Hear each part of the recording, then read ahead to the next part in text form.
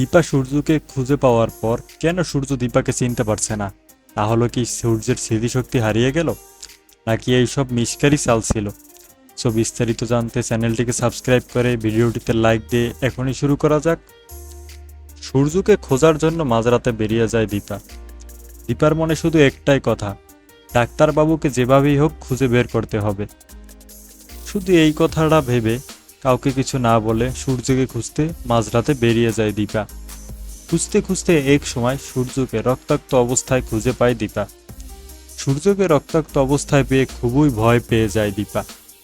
আর সূর্যকে জড়িয়ে ধরে কাঁদতে কাঁদতে বলে, ডাক্তারবাবু, আপনার কিছুই হবে না, আমি বেঁচে থাকতে আপনার কিছুই হতে দিব না। এরপর দীপা পাড়ার কিছু লোকজন নিয়ে সূর্যকে হসপিটালে নিয়ে যায়।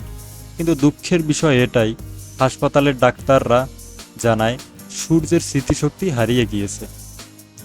ডাক্তারের কথা শুনে দীপা কি করবে না করবে কিছুই বুঝে উঠতে পারে না। শুধু সূর্যের পাশে বসে কান্না করতে থাকে দীপা। সূর্যকে অনেক বোঝানোর চেষ্টা করলেও কোনো লাভ হয় না, কারণ সূর্যের তো স্মৃতিশক্তি হারিয়ে গিয়েছে। হ্যাঁ বন্ধুরা, যদি সূর্যের স্মৃতিশক্তি হারিয়ে যায় তাহলে তো দীপা সেনগুপ্ত বাড়িতেই থাকবে। তাহলে মিশকার কি অবস্থা হবে? অবশ্যই কমেন্ট করে জানাও এবং ভিডিওটি ভালো লাগলে অবশ্যই লাইক দিয়ে যাও।